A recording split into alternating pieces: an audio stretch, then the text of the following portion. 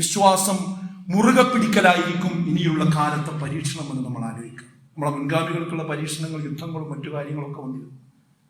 എന്നാൽ ഈ കാലഘട്ടത്തിലുള്ള വിശ്വാസികളുടെ പരീക്ഷണം ഈ തിന്മകൾക്ക് നടുവിൽ, അലയടിച്ചു വരുന്ന തിന്മയുടെ തിരമാലകൾക്ക് നടുവിൽ തൻ്റെ കപ്പലിനെ, തൻ്റെ നൗകയെ അതിൽ മുങ്ങിപ്പോകാതെ കരക്കെത്തിക്കുവാനുള്ള ക്ഷമയുടെ പേരായിരിക്കും ഇനിയുള്ള കാലത്ത് പരീക്ഷണം എന്ന് പറയുന്നത്.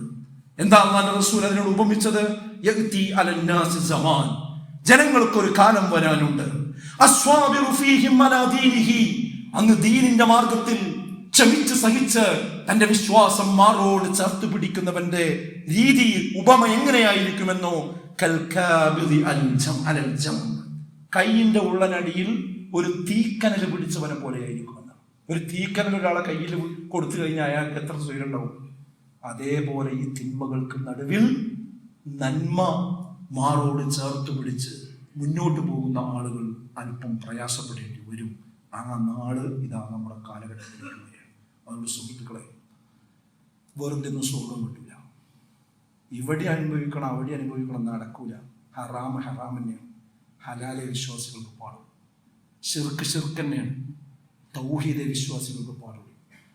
ബിദ്അത്ത് ബിദ്അത്ത് തന്നെയാണ്, സുന്നത്തെ വിശ്വാസികൾക്ക് പാടുള്ളൂ. ജീർണത തന്നെയാണ്, സംസ്കാരമേ വിശ്വാസികൾക്ക് പാടുള്ളൂ.